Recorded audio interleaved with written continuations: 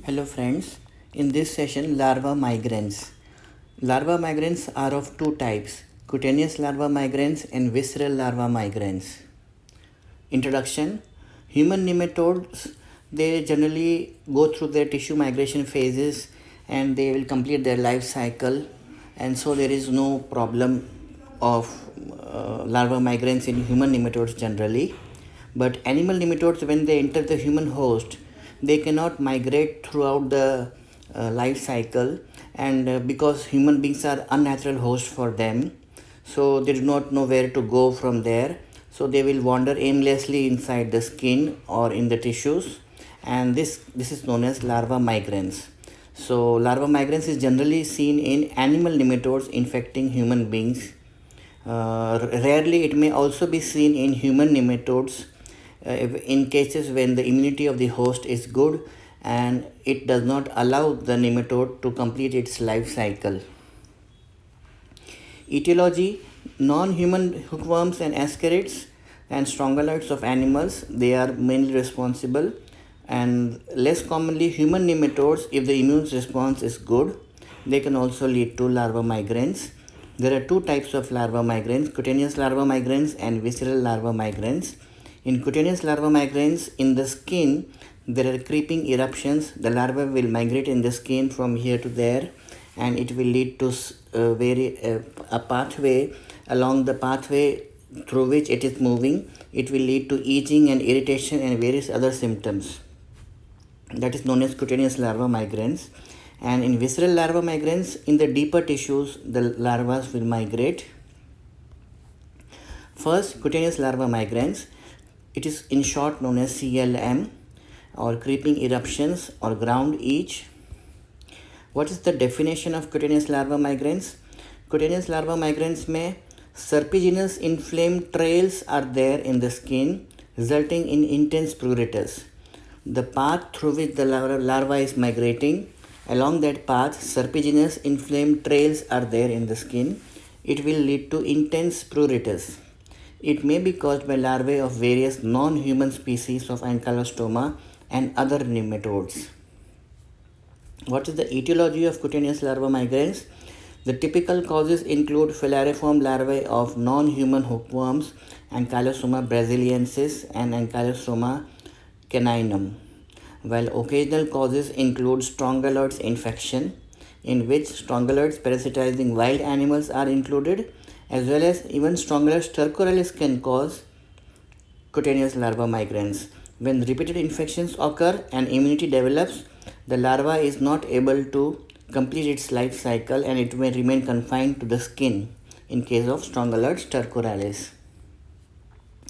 Rare causes of cutaneous larva migrans include larvae of other worms like Uncinaria, Gnathostoma and Bunostornum, and there are even non-helminthic causes of cutaneous larva migrans like flies of genus Hypoderma and Gastrophilus. What is the pathogenesis of cutaneous larva migrans?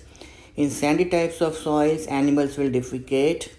The eggs will hatch into filariform larva, and in suitable temperature and humidity is there. In such environment, the filariform larva, when the skin of a human host comes in contact with this filariform larva, it may lead to cutaneous larva migrans. The larva may penetrate the human skin, they don't develop further, and they wander in the superficial layers of the skin. They cannot complete the life cycle because human beings are not the natural host for them. Especially feet, legs, thighs, buttocks and back are the sites where they can wander. And serpiginous ulcers will be formed and allergic reactions will take place along the path where the larvae are migrating. Here in this figure you can see cutaneous larva migrans near the eyes of the patient. In clinical features, serpiginous tunnels are there in the epidermis. Several millimeters per day is the speed of the cutaneous larva migrans. They move ahead at several millimeters per day and lead to intense irritation of inflamed larval tracts. Striking cellular reaction can take place, especially eosinophils.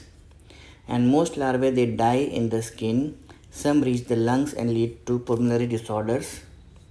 For diagnosis of cutaneous larva migrans, clinical features are observed. No larva can be seen in the skin biopsy. No eosinophilia is seen, and no immunological test is available for diagnosis. So primarily for cutaneous larva migrans, the diagnosis is based on clinical features. For treatment, oral and topical thiobendazole are used, and freezing the advancing edge of the creeping eruption with ethyl chloride is used for treating the creeping eruption. The second is visceral larva migrans or VLM. What is the definition of visceral larva migrans? Visceral larva migrans is a syndrome caused by non-human parasitic larvae in the viscera of the host for months and years. What is the etiology of visceral larva migrans? Commonest are the non-human ascarid larvae, Toxocara canis, that is the dog ascarid, and Toxocara catis or cat ascarid. Accidentally, they infect human beings, and this infection is found more commonly in children between 18 months to 3 years of age. Toxocara canis is more common than Toxocara catis. Other worms can also lead to visceral larva migrans: Angiostrongylis and Anisakis species and Gnathostoma species. And even human nematodes can occasionally lead to visceral larva migrans like Ascaris lumbricoides and Strongylus stercoralis. In heavy infection, Strongylus stercoralis can also lead to visceral larva migrans. Epidemiology में infected dogs and cats are the reservoirs. The eggs require 2 to 4 weeks in moist sandy soil to become infective. They remain viable for months or years in the soil, and children are more exposed to such soil. They will put objects in the mouth. Pathogenesis में ingestion. The route of transmission is ingestion of infective eggs of Toxocara catis and Toxocara canis, etc. So transmission of visceral larva migrans occurs through ingestion, and transmission of cutaneous larva migrans occurs through contact with the skin. The larvae hatch in the small intestine. They penetrate the gut wall. Via blood, they can go to the liver, and migratory routes may lungs and eyes also may be involved. The larvae may remain in the liver. The larvae do not mature during migration. They are 0.5 millimeter into 20 micrometers. The larvae are encapsulated in dense fibrous tissue in the lungs and liver, and some larvae may continue to wander around the body, producing granuloma formation also. So even granuloma formation can take place in visceral larva migrans, and lungs and liver are the common organs involved. In clinical features, symptoms depend on number of larvae and their site of lodgement. Clinical features may last for many years. Children of 1 to 4 years are more commonly the host.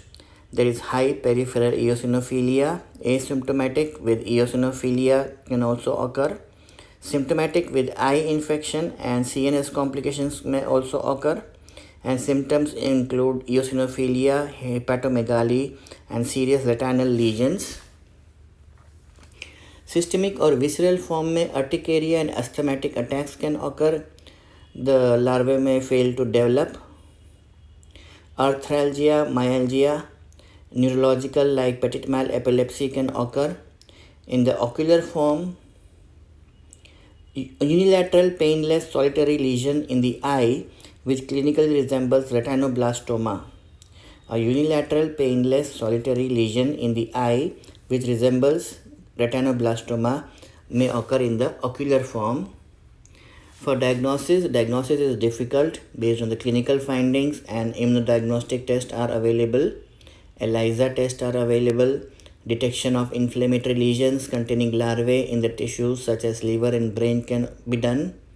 Biopsy section of nematode larvae can be seen. Blood eosinophilia and increased gamma globulin levels can also be seen. For treatment, symptomatic therapy is given. Diethylcarbamazine, that is DEC, 100 mg TDS for 3 weeks is given.